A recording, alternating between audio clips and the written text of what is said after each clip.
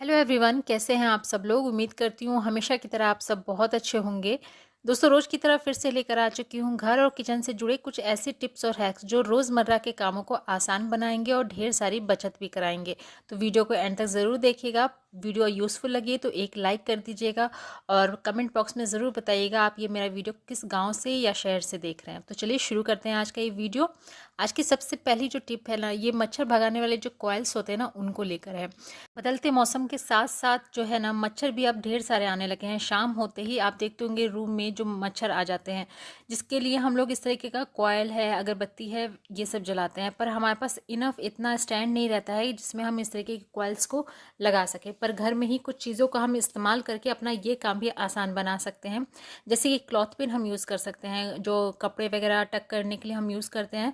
उस cloth pin को आप इस तरीके से अगर कॉइल पे लगा दीजिएगा ना, तो ये बहुत ही हमारा एक फ्री का जुगाड़ बन जाएगा स्टैंड के रूप में। अब आपको लगेगा कि ये तो प्लास्टिक के पिन्स हैं, ये कहीं जल ना जाए, तो हम कॉइल्स को है ना पूरी रात तो जलाते नहीं हैं। शाम के टाइम 2 से 3 घंटे के लिए इसको जलाते हैं। तो आप यहाँ पर एक फॉइल पेपर ले लीजिए, छोटा सा टुकड़ा, और जितना कॉइल आपको जलाना है ना, बस वहाँ पर इस तरीके से उसको लपेट दीजिए। तो ये जो कॉइल है, जलते जलते जैसे ही फॉइल पेपर के पास आएगा, ये खुद ही उसका जो आग है वो बुझ जाएगा। तो इस तरीके से आप को जितनी कॉइल की ज़रूरत है जलाने की, आप उतना कॉइल को यूज़ कर सकते हैं और ये क्लॉथ पिन को एज ए स्टैंड भी यूज़ कर सकते हैं। तो चलिए देख लेते हैं नेक्स्ट टिप कौन सी है। अगली टिप में हम बात करने वाले हैं इस तरह की जो जैकेट्स होते हैं उनके लिए। तो क्या है ना, अभी सर्दियों के टाइम आप चले गए हैं, तो इस तरह की जो जैकेट्स हैं मोटे वाले, इनको आप हम अंदर रख रहे हैं अच्छे से फोल्ड करके, ऑर्गेनाइज करके। पर क्या होता है, ये सब जो जैकेट्स होते हैं ना, मोटे मोटे हुडी वाले, ये सब बहुत ज़्यादा स्पेस लेते हैं। तो इनको कम जगह में अच्छे से ऑर्गेनाइज करने का आज आपके साथ एक फोल्डिंग का आइडिया शेयर करने वाली हूँ। उसके लिए आप क्या करिए, जैकेट को आप उल्टा कर लीजिए, उसके बाद हुडी को अंदर की तरफ इसको फोल्ड कर दीजिए। उसके बाद हमें दोनों स्लीव्स को उसको फोल्ड कर देना है। फोल्ड करने के बाद नीचे की तरफ से आप डबल फोल्ड कर दीजिए। उसके बाद ये जो डोरी है ना, इसको इस तरीके से क्रिस क्रॉस करके हमें ऊपर की तरफ लाने के बाद इसको टक कर देना है। तो ये बहुत ही अच्छे से ऑर्गेनाइज हो जाते हैं, बिल्कुल भी ये खुलेंगे नहीं। आप कम जगह में अच्छे से आसानी से ढेर सारे जो है जैकेट्स वगैरह को ऑर्गेनाइज करके रख सकते हैं और नेक्स्ट टाइम फिर ईजिली आप उसको निकाल कर यूज़ करिए। तो उम्मीद करती हूँ ये वाला टिप भी आपको यूज़फुल लगा होगा। तो चलिए बढ़ते हैं नेक्स्ट टिप की तरफ। अगली टिप में हम बात करने वाले हैं शूज़ की। नॉर्मली हम शू लेस को हम इसी तरीके से बांधते हैं, एक बार टक करके फिर इस तरीके से उसको बांध देते हैं। इसी तरीके से सब लोग करते हैं, पर आज आपके साथ एक अलग तरीका इसका शेयर करने वाली हूँ, जिससे आप बहुत ही अच्छे से शू लेस को बांध सकते हैं। और अगर आपके शूज़ की जो लेस है वो बहुत ज़्यादा लंबी है, तो ये टिप आपको बहुत काम आएगी। तो दोनों लेस को हमें इस तरीके से फोल्ड करने के बाद एक दूसरे के ऊपर रखना है, ओवरलैप करते हुए। फिर एक साइड की जो डोरी है उसको बाहर की तरफ से लाने के बाद हमें अंदर की तरफ उसको इंसर्ट करना है। तो आपको देखने से ज़्यादा समझ में आएगा, तो थोड़ा सा ध्यान से देख लीजिएगा। बस इस तरीके से हमें दोनों को कर देना है। उसके बाद ये बहुत ही इजी से ये खुल भी सकती है और इसको हम बंद भी कर सकते हैं। बस इस ये जो बीच में जो ये बना हुआ है ना, गांठ टाइप की, अगर आपको जब खोलना हो ना, तो इसको आप बाहर की तरफ खींचिए और जब इसको बंद करना हो तो ये जो हमने दो लूप बनाया है ना, बस इसको इस तरीके से खींच दीजिए। तो ये बहुत ही आसानी से लॉक हो जाता है और ये बहुत ही सिंपल सा तरीका है जिससे हम अपने शू लेस को बहुत ही अच्छे से बांध सकते हैं। देखने में भी काफ़ी ज़्यादा सुंदर लगता है और बच्चों को अगर ये सिखाइएगा तो वो बहुत ही अच्छे से अपनी शू लेस को बांध भी सकते हैं। तो एक बार इसको ज़रूर ट्राई करके देखिएगा। तो चलिए देख लेते हैं नेक्स्ट टिप कौन सी है। अगली टिप में हम बात करने वाले हैं प्याज की। बहुत सारे ऐसे वेजिटेबल्स होते हैं जिनके दाम जो है घटते हैं बढ़ते हैं। आलू प्याज ऐसी चीज़ होती है कि हमें उसका हर टाइम मतलब यूज़ होता ही है, तो इसको हम लोग ज़्यादा मात्रा में ख़रीद के स्टोर करके रखते हैं।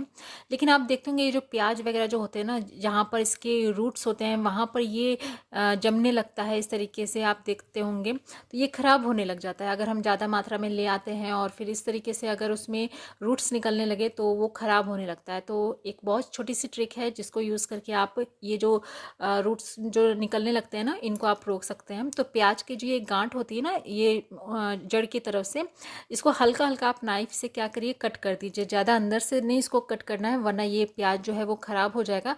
हमें बस हल्का ऊपर से जो है इसको हटा देना है। तो इस तरीके से आप करिएगा ना तो प्याज जो है बहुत लंबे समय तक चलेगा। बिल्कुल भी जो उसकी रूट्स में जो निकलने लग जाते हैं ना उनकी पत्तियाँ, वो नहीं निकलेंगी और इसको आप लंबे समय तक स्टोर कर सकते हैं। तो आई होप ये वाला टिप भी यूज़फुल लगा होगा। तो चलिए बढ़ते हैं नेक्स्ट टिप की तरफ। अगली टिप में हम लोग बात करने वाले हैं सेलो टेप की।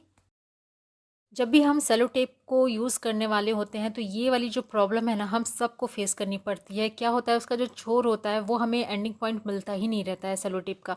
कितनी बार हम उसको निकालते हैं अंगूठे की हेल्प से, पर वो तब जाके वो निकलता है, मिलता है उसका जो छोर होता है। तो सिंपल ट्रिक है, यूज़ करिए उसको और अपनी ये वाली जो प्रॉब्लम है उसको सॉल्व करिए।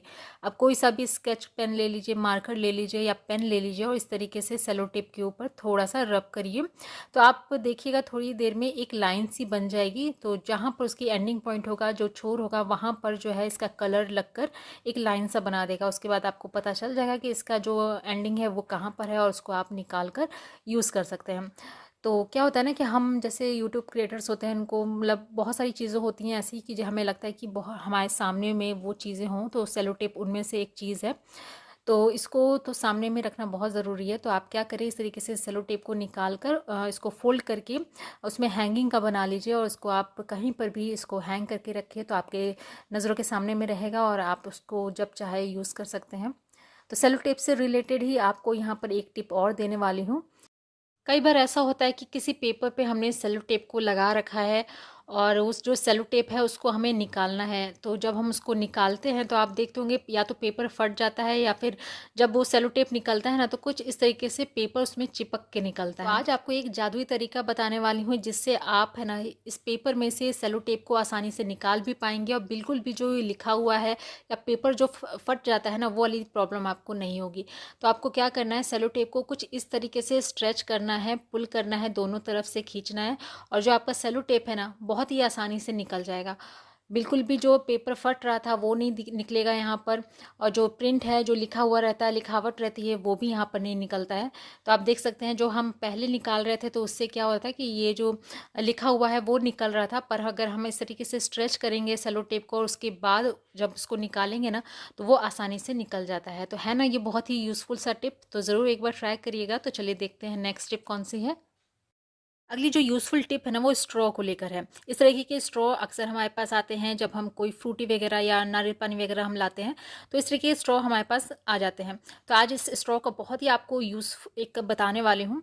अक्सर क्या होता है ना कि जब इस तरीके की जो डोरी वगैरह होती है, जैसे हुडी में होती है या फिर शू लेस जो होते हैं, तो उनके कॉर्नर्स में आप एंडिंग में इस तरीके का प्लास्टिक सा लगा रहता है। अगर वो निकल जाता है तो जो हमारा जो ये डोरी होता है ना वो खुलने लगता है, इसकी पूरी सिलाई जो होती है वो निकल जाती है, उसके बाद ये डोरी ख़राब हो जाती है। तो आज इस स्ट्रॉ से हम इस जो डोरी होती है ना इसको सेव करने वाले हैं। तो आपको करना क्या है, आप उसके नाप का स्ट्रॉ कट कर लीजिए, उसके बाद ये जो डोरी है उसके अंदर इंसर्ट कर दीजिए। उसके बाद एक नाइफ़ लीजिए, नाइफ़ को गर्म करिए और ये जो हमने स्ट्रॉ लगाया है ना इसके ऊपर फॉइल पेपर थोड़ा सा लपेट दीजिए और नाइफ़ जो हमने गर्म किया है उसको इस तरीके से उसके ऊपर प्रेस करिए और एक कपड़े की हेल्प से उसको अच्छे से दबाते जाइए। तो क्या होता है, स्ट्रॉ जो प्लास्टिक का है ना वो उसको डोरी को अच्छे से पकड़ लेगा, टाइट हो जाएगा। उसके बाद आप इसको जो अगर एक्स्ट्रा आपको लग रहा है कि स्ट्रॉ है और डोरी है तो आप उसको कट कर लीजिए। तो ये हमारा एक बहुत ही छोटा सा जुगाड़ बन के तैयार हो जाता है जिससे हमारी जो ये वाली दिक्कत है वो सॉल्व हो जाएगी। अक्सर ये होता है कि शू लेस में ये बहुत ज़्यादा प्रॉब्लम होती है कि बच्चों के शूज़ में के जो आगे का होता है ना वो खुल जाता है, जिससे पूरी लेस खुल जाती है। तो इस टिप को यूज़ करके आप अपनी ये वाली प्रॉब्लम को सॉल्व कर सकते हैं। तो दोस्तों ये थे आज के कुछ यूज़फुल टिप्स और हैक्स जो उम्मीद करती हूँ लाइफ में कभी ना कभी आपको ज़रूर काम आएंगे। वीडियो अच्छा लगा है तो इसे लाइक शेयर ज़रूर करिएगा और इसमें से कौन सी टिप आपको सबसे ज़्यादा यूज़फुल लगी है कमेंट बॉक्स में भी ज़रूर मेंशन करिएगा। कल फिर मिलती हूँ ऐसी एक नए वीडियो के साथ, तब तक के लिए अपना ख्याल रखिएगा। Good bye.